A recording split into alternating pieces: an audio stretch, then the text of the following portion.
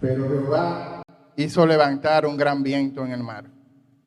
Y hubo en el mar una tempestad tan grande que se pensó que se partiría la nave. Versículo 17. Pero Jehová tenía preparado un gran pez que tragase a Jonás. Y estuvo Jonás en el vientre del pez 3 días y 3 noches. Hay una historia de un preso que fue sentenciado a vivir para siempre en una cárcel. Esta era una cárcel pequeña, sucia y vieja. El preso fue condenado allí porque el preso no quería arrepentirse de su pecado. Su corazón estaba lleno de orgullo. Y cuando fue sentenciado, él le gritó al rey y dijo: un día yo lograré escapar de esta prisión. Este rey, movido a misericordia, le dijo al preso que él le daría la libertad si él encontraba la única salida de esta cárcel. Así que desde que él llegó a la cárcel empezó a buscar esta salida y se dio cuenta que había 3 posibles salidas. Había una ventana en la parte alta, estaba el desagüe del inodoro y una roca que estaba suelta. Primero se le ocurrió ir a la ventana, pero pasaron varios años para que él intentara soltar cada uno de los barrotes, solamente para darse cuenta que si saltaba de este lugar tan alto, moriría inmediatamente. Así que no pudiendo escapar por la ventana, decidió ir por el desagüe. Y cuando logró salir por el desagüe, este desagüe iba a un río y luego al mar. Y él se dio cuenta que si salía por ahí, moriría ahogado. Finalmente decidió soltar la roca y fue quitando roca tras roca para darse cuenta que al lado de su celda había otra celda y que era imposible escapar. Antes de morir, ya viejo, se acercó al rey y le dijo: por favor, dime cuál era la única salida, cuál era la única puerta. A lo que el rey le contestó: la puerta siempre estuvo abierta. Yo era la puerta. Si tan solo tú te hubieses acercado y te hubieses arrepentido de tu pecado, inmediatamente yo te hubiese dado la libertad. Es lo que está sucediendo en la vida de este profeta rebelde llamado Jonás. Dios ha levantado una tormenta para llamar la atención de Jonás, para que Jonás se arrepienta, pero esa tormenta no ha sido suficiente. Así que Dios tiene que colocar a Jonás en el vientre de un pez, en una prisión de donde Jonás solo puede escapar de una manera: arrepintiéndose de su pecado. Dios es la puerta de escape para Jonás. Lo único que Jonás tiene que hacer es clamar a Dios. Es clamar a este Dios que le ha hablado, pero que Jonás no quiere escuchar. Es clamar a este Dios que le ha llamado, pero que Jonás no quiere obedecer. Es clamar a este Dios que se ha revelado vez tras vez a Jonás, pero ante quien Jonás no quiere rendirse completamente. El llamado de Dios es claro: Jonás, arrepiéntete, ríndete delante de mi voluntad. Pero el corazón de Jonás es un corazón autosuficiente. El corazón de Jonás es un corazón lleno de orgullo. Lo vimos la semana pasada. El Señor llamó a Jonás, míralo ahí en el versículo 1. Ve a Nínive, aquella gran ciudad, y pregona contra ella. Jonás no está de acuerdo con el mensaje que Dios le está dando. Jonás entiende que la salvación está reservada únicamente para el pueblo de Israel. Jonás entiende que los ninivitas no merecen la misericordia de Dios. Siria, Nínive es capital de Siria, y Siria es un imperio que amenaza a Israel. De hecho, 75 años después de la predicación de Jonás, Siria destruirá completamente a Israel. Así que Jonás tiene esta excusa delante de Dios. Imagínate que Dios le pida a un ucraniano, a Zelensky, que vaya a predicarle a los rusos, que vaya a predicarle a Vladimir Putin. Eso sería chocante para él. Eso es lo que Dios le está pidiendo a Jonás. Es una lección que Jonás tiene que aprender. Dios es Dios. Dios sabe lo que está haciendo, no Jonás. Dios sabe lo que es mejor para nuestra vida, no nosotros. El mensaje está claro para Jonás. Él no necesita un curso avanzado de hermenéutica para entender este mensaje. Hay una acción que él tiene que hacer: levantarse. Hay una Hay un lugar donde él tiene que ir, Nínive. Hay algo que él tiene que proclamar, la palabra de Dios. Levántate, ve y pregona. Jonás, levántate, ve y pregona. Hay un llamado específico, una dirección específica y un mensaje específico. Hay una persona correcta, él es el profeta de Dios. Hay unos oyentes correctos, hay más de 120,000 ninivitas que necesitan escuchar la palabra de Dios. Hay una garantía correcta, Dios ha hablado y ellos han de creer al mensaje de Dios. Aquí no hay espacio para la confusión, para la especulación. Dios ha hablado de manera clara. Cuando Dios habla con claridad, con autoridad. Cuando Dios habla, suceden cosas maravillosas. De hecho, cada vez que Dios habla en el libro de Jonás, hay obediencia. Cuando Dios habla al mar, el mar obedece. Cuando Dios habla a los vientos obedecen. Cuando Dios habla a los marineros obedecen. Cuando Dios le habla al pez, lo acabamos de leer, el pez obedece. Cuando Dios le habla a la planta obedece. Cuando Dios le habla al gusano, el gusano obedece. Pero cuando Dios le habla a Jonás, Jonás desobedece. Versículo 3, él se ha levantado, pero no para hacer la voluntad de Dios. Él se ha levantado para escapar de Dios. Él huye a Tarsis, el lugar completamente opuesto a donde Dios lo estaba mandando. Pero qué sorpresa. Jonás compra un pasaje, Jonás se monta en un barco, pero Dios está esperando a Jonás en el barco. No sé si te acuerdas de un juego que jugábamos, ojalá no delate mi edad, que se llamaba Camán ahí. Camán ahí. Tú te escondías y tú creías que estaba en el lugar más secreto y por detrás venía la persona y te decía Camán ahí. Tan pronto te decían Camán ahí, tú perdías. Jonás está tratando de huir de Dios y Dios le dice a Jonás, Jonás, Camán ahí. Dios le está esperando en el barco. Y es en el barco donde Dios levanta una gran tormenta. Lo miramos la semana pasada, la vida de Jonás está descendiendo. Cada vez que él se aleja de Dios, él está descendiendo más y más.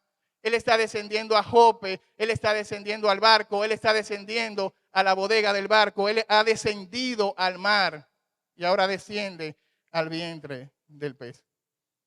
Mire el perfil de Jonás en el capítulo 1. Jonás no predica, a Jonás no le interesa la palabra de Dios. Jonás huye del llamado de Dios. A Jonás no le interesa la oración. Él no ora, él no necesita orar. Los marineros están orando, cada uno está clamando a su propio Dios, pero Jonás no ora. Jonás es autosuficiente, es orgulloso. Él tiene la mente informada. Él dice que es temeroso de Dios, pero su corazón no está quebrantado delante de Dios. Él es egoísta. No le interesa la salvación de nadie, solamente le interesa su propia salvación. Él tiene una confesión de fe correcta, pero él tiene un comportamiento incorrecto. Ahora, ¿cómo uno pasa del Jonás del capítulo 1 al Jonás del capítulo 2 que leía el hermano José Manuel? ¿Cómo uno pasa de este Jonás que es rebelde a un Jonás que termina escribiendo un salmo de adoración? El capítulo 2 es un poema.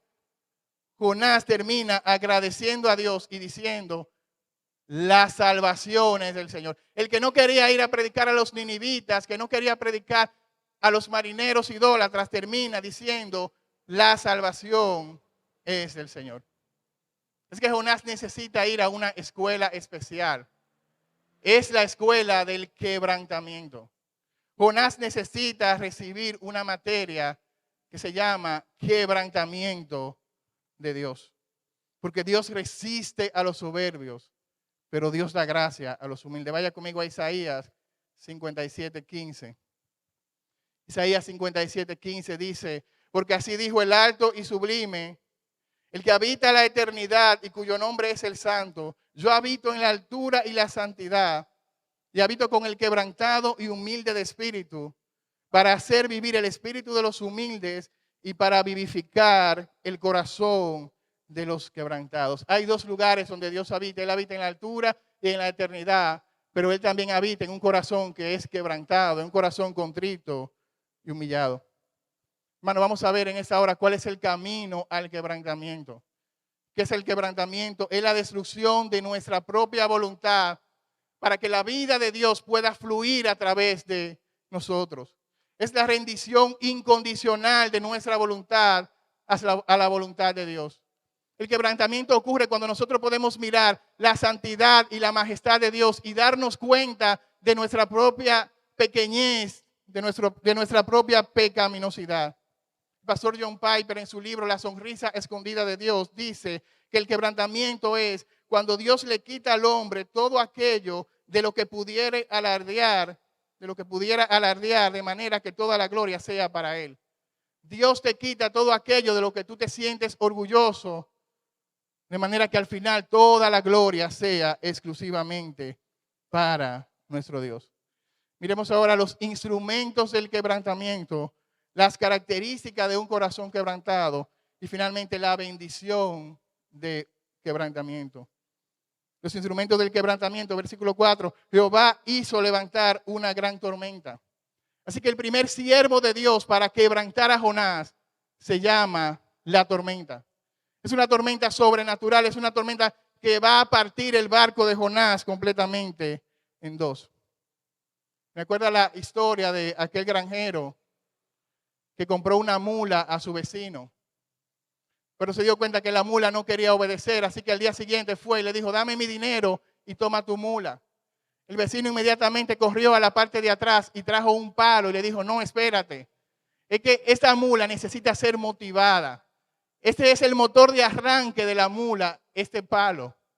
Hermano, la obediencia de Jonás necesita ser motivada y va a ser motivada a través de la tormenta y a través del pez. Dios quiere llamar la atención de Jonás. Dios no se ha rendido con Jonás. Dios quiere volver el corazón de Jonás por el camino de la obediencia. Es una tormenta de juicio, es una tormenta de la ira de Dios, pero es una tormenta de gracia y misericordia. Porque Dios disciplina a sus hijos y Dios azota a todo aquel que Él recibe por hijo. Hermano, las mayorías de lecciones que aprendemos en la vida cristiana, la aprendemos en medio de la aflicción. La aprendemos en medio de las tormentas. Hermano, esta tormenta será suficiente para quebrantar el corazón de los marineros, pero no será suficiente para quebrantar el corazón de Jonás. Hay personas que necesitan prueba 1, prueba 2, prueba 3, prueba 4, hasta que tu corazón sea quebrantado completamente delante de Dios. Esa tormenta ha logrado el efecto en el corazón de los marineros. Ellos están intentando salvarse por sus propias fuerzas, están echando los enseres al mar, luego están clamando cada uno a su propio Dios, hasta que se dan cuenta que el Dios de Jonás es diferente a sus dioses falsos. Hasta que se dan cuenta que el Dios de Jonás tiene todo poder y toda autoridad. El Dios de Jonás es poderoso, puede crear tormentas, puede calmar la tormenta. El Dios de Jonás es un Dios temible, puede ir hasta lo último del mar, lo último de la tierra, para perseguir a un corazón desobediente. Pero el Dios de Jonás es un Dios compasivo, es un Dios misericordioso, es un Dios que responde las oraciones aún de marineros idólatras. Así que ellos caen rendidos delante del Dios de Jonás. Y termina el versículo 16, ellos adorando a Dios y ofreciendo sacrificio a Dios y comprometiéndose con Dios. Es decir, que ellos no tienen que pasar la otra prueba, ellos han pasado la prueba en la fase de la tormenta. Es así mismo que Jonás terminará en el capítulo 2, adorando a Dios y comprometiéndose con Dios. Hermano, la tormenta tiene el potencial de guiarnos hacia Dios.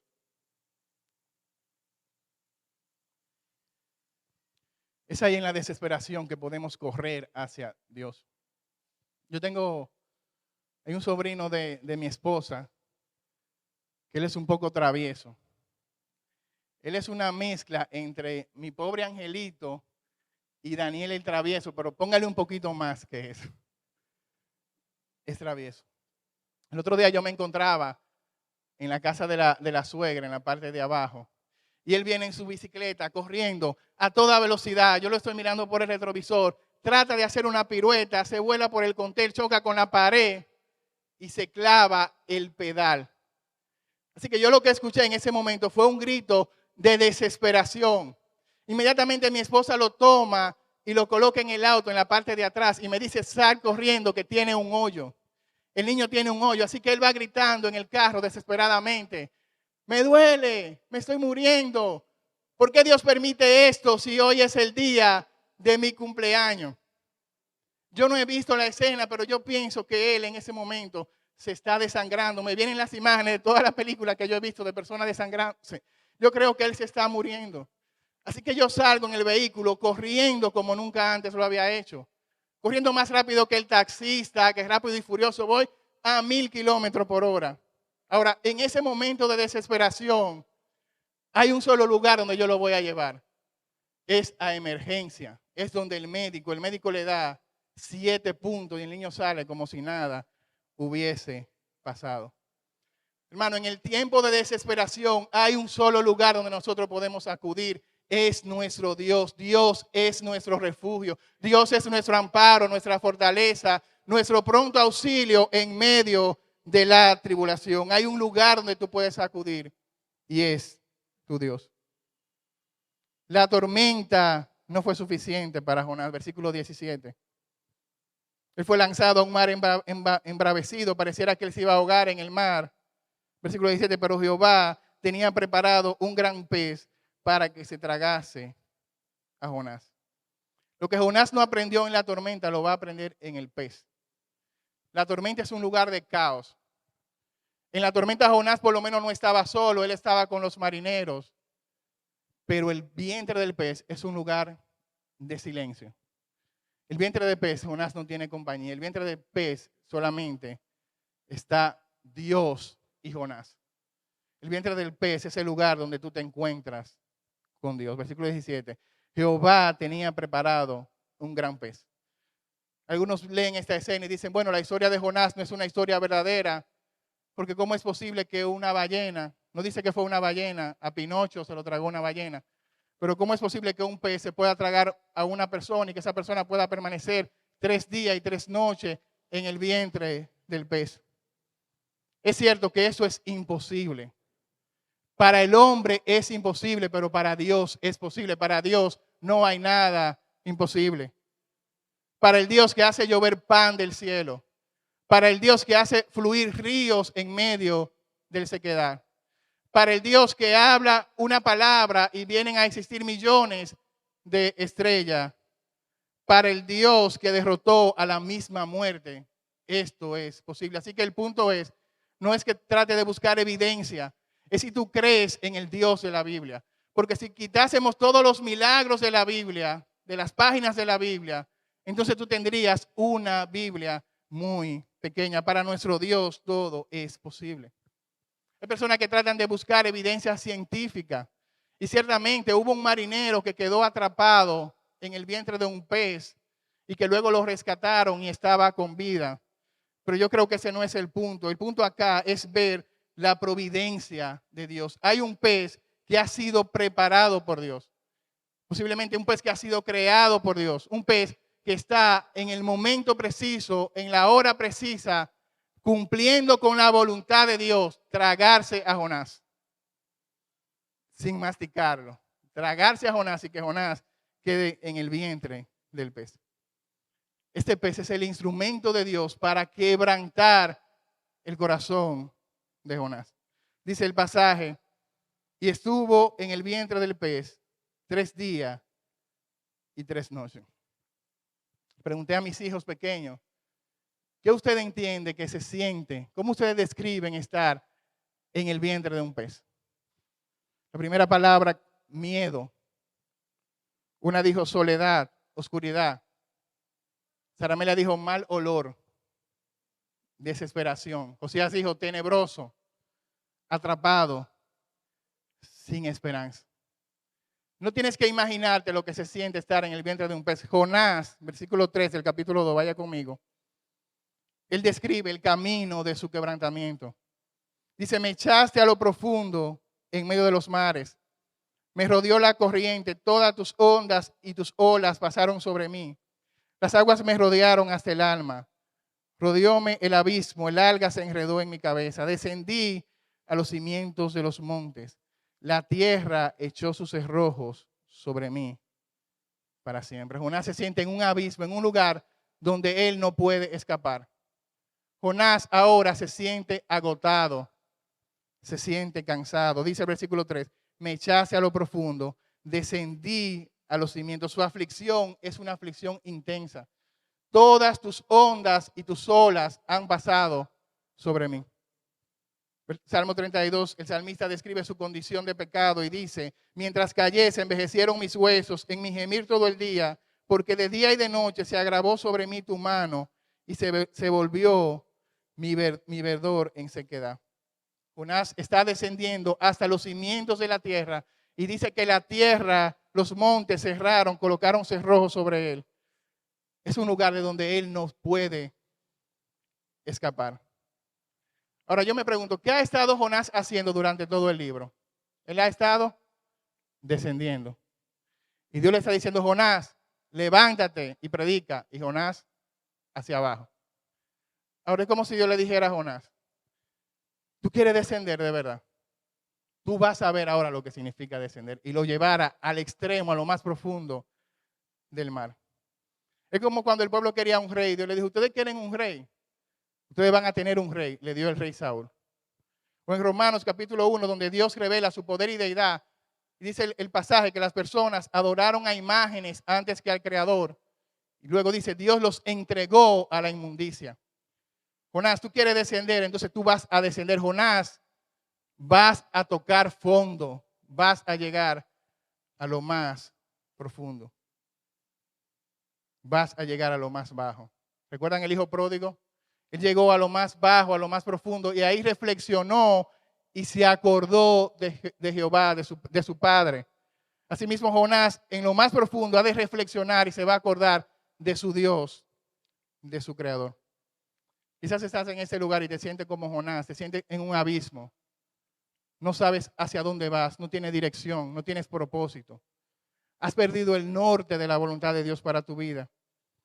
Estás agotado, no tienes fuerzas para continuar. Hay esperanza para ti en esta mañana. Jonás se siente angustiado, versículo 1. No solamente agotado, sino angustiado. Invoqué en mi angustia a Jehová, versículo 7. Cuando mi alma desfallecía dentro de mí. Peor aún, Jonás se siente abandonado por Dios. ¿Has sentido tú esa sensación como que Dios te ha dejado, como que Dios te ha abandonado, como que Dios no te escucha? Versículo 1, él siente que está en el Seol. Y esta palabra Seol es sinónimo en el Antiguo Testamento de infierno. Él siente que está como en el mismo infierno. Pero Seol también se traduce como el lugar de los muertos. Es decir, que este vientre de pez para Jonás es como si fuera un sepulcro, como si fuera su sepultura. Él dice, de aquí yo no voy a escapar, no hay escape. Este es mi sepulcro. Me echaste a lo profundo del mar, en medio de los mares, versículo 3. Desechado soy delante de tus ojos, mas aún veré tu santo templo. Y aunque ahí se traduce, mas aún veré tu santo templo, en el original es como nunca veré tu santo templo. Es como una pregunta. De hecho, la NBI lo traduce mejor porque la NBI dice, ¿cómo volveré a contemplar tu santo templo? No solamente que él se siente agotado físicamente, sino que también se siente desechado y abandonado por Dios. Ahora yo te pregunto, ¿no era eso lo que Jonás quería hacer? Jonás no estaba tratando de huir de Dios. Una cosa es tú tratar de huir de Dios teóricamente, pero otra cosa es cuando tú sientes todo el peso de la ira de Dios sobre tu vida. Es cuando tú te sientes rechazado, desechado por Dios por causa de tu pecado. Es cuando tú te sientes sin esperanza. El Salmo 88, 14 dice, ¿por qué, Señor, rechazas mi alma? ¿Por qué escondes de mí tu rostro? Él se siente ahora lejos de la presencia del Señor. Pero aún él sintiéndose lejos de la presencia del Señor, él sabe que Dios está en control, que Dios es soberano. Porque él dice, tú me echaste a lo profundo del mar. Pero fueron los marineros que echaron a Jonás, pero Jonás sabe que los marineros eran simplemente instrumentos, pero que es Dios que lo está llevando a ese lugar profundo. Luego dice, tus ondas y tus olas pasaron sobre mí. Es Dios que está permitiendo esta situación en la vida de Jonás para que Jonás pueda caer de rodillas delante de su Dios. Tim Keller dice de la siguiente manera: solo cuando tocas fondo, cuando todo se derrumba, cuando todos tus planes y recursos se han desbaratado y agotado, es cuando finalmente estás abierto a aprender cómo depender de Dios. Eso es lo que está pasando en la vida de Jonás. Miremos la bendición del quebrantamiento. Versículo 7.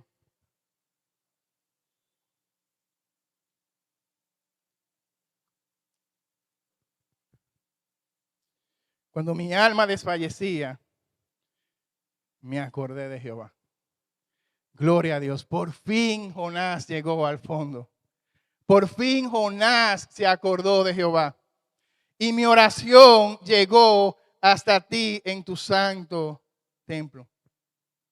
Sigue diciendo Tim Keller, cuando todo va bien en la vida y nuestros verdaderos tesoros del corazón están seguros, no se nos ocurre orar. Pero nuestras mejores oraciones salen desde el vientre de un pez. Nuestra mejor adoración sale desde el vientre del pez. ¿Recuerdan a Pablo y Silas en la cárcel adorando al Señor? Por eso Juan Bunyan decía, bendita sea la prisión. Un hombre que duró 12 años en la cárcel dice, gloria a Dios por la prisión. Bendita prisión que me llevó a conocer mejor a mi Salvador. Por eso Fanny Crosby, una escritora ciega, escribió más de 9,000 himnos. Dice, bendita sea mi ceguera. Porque quizás si hubiese podido ver, hubiese estado muy distraída, pero siendo ciega, pude ver a mi Salvador y adorar a mi Salvador. Por eso Pablo puede decir, bendito sea el aguijón que Dios permitió en mi vida. Porque ese aguijón me ha llevado a mantenerme humillado. He visto el poder y la gracia de Dios en medio de mi debilidad. Y por eso Jonás puede decir, bendito sea el pez.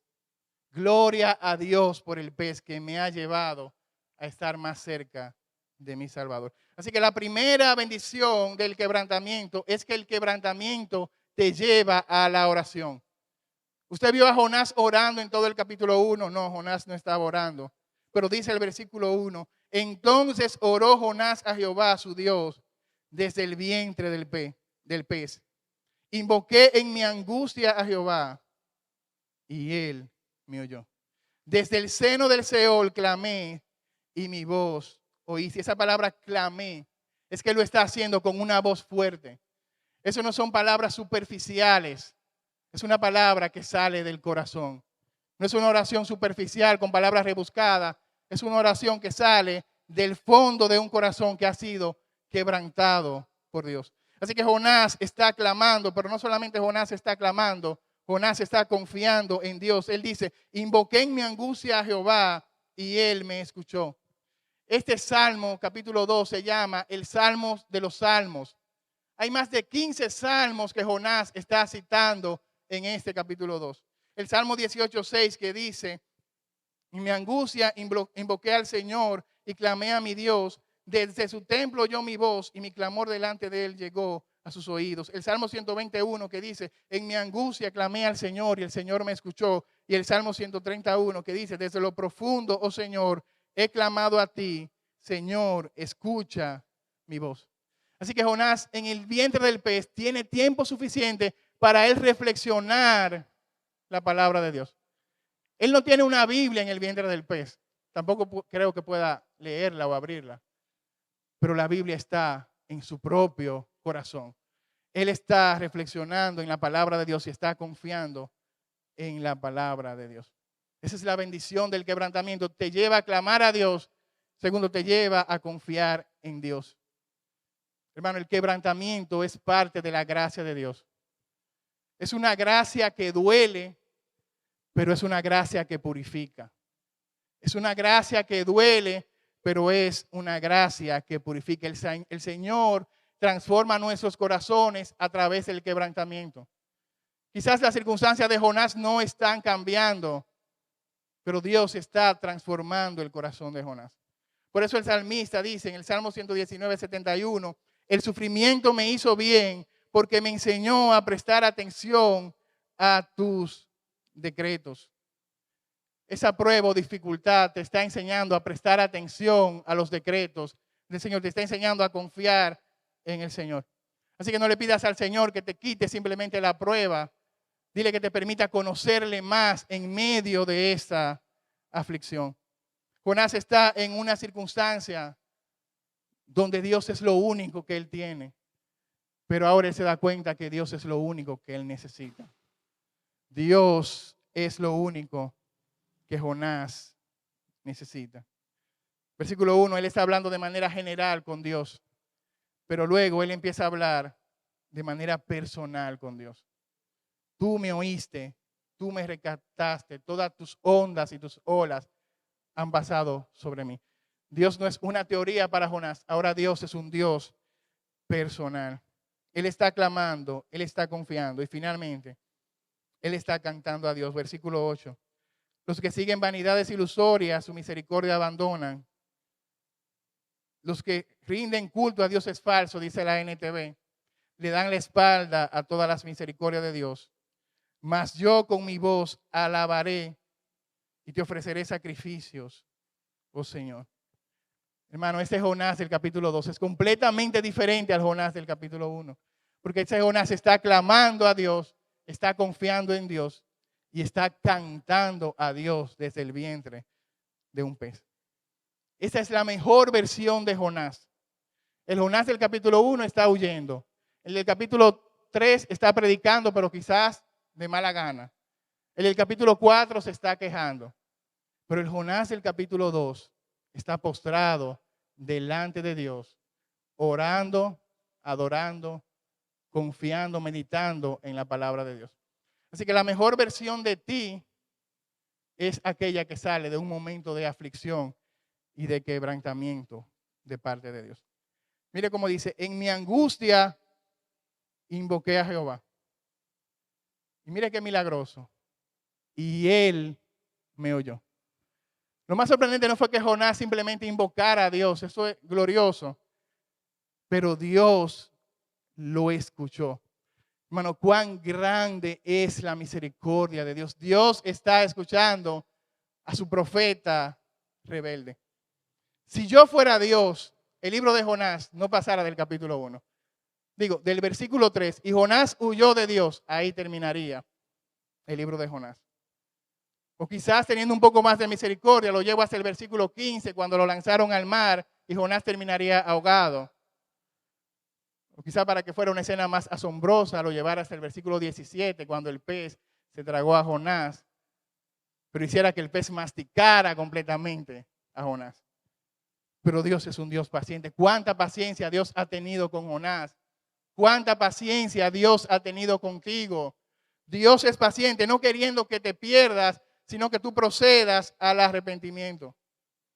Versículo 7, cuando la vida se me escapaba, dice la versión NTV, tú, oh Señor, mi Dios, me arrebataste de las garras de la muerte. Y Jonás concluye, la salvación es del Señor. Ahora Jonás ha experimentado en su propia vida la gracia de Dios. Él entendía la gracia como un concepto, pero ahora él ha experimentado la gracia de Dios y dice, la salvación es del Señor. La salvación es del Señor porque solamente Dios puede extender su mano de misericordia a un pecador que se está ahogando en su propio pecado. La salvación es del Señor porque no es por los méritos de Jonás, no es porque él sea profeta, no es porque él sea de Israel, es por la gracia y la misericordia de Dios. Así que esta tormenta y este pez se han convertido en el instrumento de Dios para quebrantar a Jonás, pero también en el instrumento de Dios para salvar a Jonás. Versículo 10. Y mandó Jehová al pez y vomitó a Jonás en la tierra. Es como si Dios le diera a Jonás ahora una segunda oportunidad. Es como si Jonás naciera de nuevo. No es un Jonás perfecto, él se va a equivocar más adelante. Pero es un Jonás que está siendo transformado por la gracia de Dios. Finalmente, hermano, mira cómo Dios escuchó la oración de Jonás. Pero en el Getsemaní, Jesús oró, Padre, quita de mí esta copa, pero que no se haga mi voluntad, sino la tuya. Dios escuchó la oración de Jonás rebelde, pero Dios no escuchó la oración de su hijo obediente. Dios no escuchó la oración de Jesús para que a través de Jesús pudiese escuchar la oración de pecadores como tú y como yo. Jonás fue arrojado a las profundidades del Seol, fue abandonado. Jesús fue arrojado prácticamente a las profundidades del mismo infierno del Seol. Él fue abandonado por el Padre. Él dijo, Dios mío, ¿por qué tú me has desamparado? Solamente para que Jonás, ese rebelde como tú y como yo, pudiesen ser alcanzados por la misericordia de Dios. Jonás está en el vientre de un pez 3 días y 3 noches. Jesús estuvo en el vientre de la tierra 3 días y 3 noches, no por causa de su desobediencia, sino por causa de su obediencia perfecta. El pez vomitó a Jonás. Dios le dijo al pez que vomitara a Jonás. Pero Dios también levantó a Jesús de entre los muertos. La tumba no lo pudo retener. Él se levantó, Él resucitó. ¿Dónde está, oh muerte, tu aguijón? ¿Dónde, sepulcro, tu victoria? A través de su resurrección nosotros tenemos verdadera esperanza. Vaya conmigo a Efesios capítulo 2. Nuestra condición era sin esperanza, al igual que la condición de Jonás. Dice Efesios que estábamos muertos en nuestros delitos y pecados, que estábamos siguiendo la corriente de este mundo, conforme al príncipe de la potestad del aire, que estábamos siguiendo los deseos de nuestra carne como Jonás, que estábamos haciendo la voluntad de nuestra carne. Pero Dios, ¿recuerdan el pero del capítulo 1, versículo 17? Mira el pero de nosotros. Pero Dios, que es rico en su misericordia, por su gran amor con que nos amó, aún estando muertos en nuestros delitos y pecados, nos dio vida juntamente con Cristo. Por gracia sois salvos. Y juntamente con Cristo nos resucitó y nos hizo sentar en lugares celestiales para mostrar las abundantes riquezas de su gracia en su bondad para con nosotros. Porque por gracia sois salvos por medio de la fe. Y esto no es de vosotros, pues es un don de Dios, no por obra, para que nadie se gloríe. Así que desde el fondo de tu corazón, al igual que Jonás, tú también puedes cantar en esta hora y decir que la salvación es del Señor. ¿Cuántos creen que la salvación es del Señor? Oremos al Señor en esta hora. Señor, te damos gracias por tu palabra que ha sido predicada. Gracias, Señor, porque tú usas tu palabra para quebrantar cada uno de nuestros corazones. Mira, Señor, los hermanos que al igual que Jonás están en un vientre de un pez, están pasando por una situación difícil en la que no tienen esperanza, se sienten agotados, angustiados, abandonados por ti, quizás una prueba, una enfermedad. Señor, ahí en medio de ese lugar donde se encuentran, yo no conozco sus circunstancias, pero tú puedes usar esa circunstancia para quebrantar sus corazones, para que desde el fondo en el que se encuentren, ellos puedan levantar su mirada hacia ti, levantar su mirada al cielo y entender que su socorro y que su salvación proviene de ti. Trata, Señor, de manera especial, muéstratele de manera especial en esa circunstancia que ellos están atravesando. Quebranta sus corazones de piedra y pon corazones sensibles a tu palabra, que desde ese lugar ellos puedan clamar a ti, puedan postrarse delante de ti, puedan confiar en ti y puedan terminar adorándote, Señor, reconociendo que la salvación, que su rescate viene solamente de ti. Te damos gracias, Señor, por tu palabra, por los méritos de Cristo. Amén. Señor le bendiga.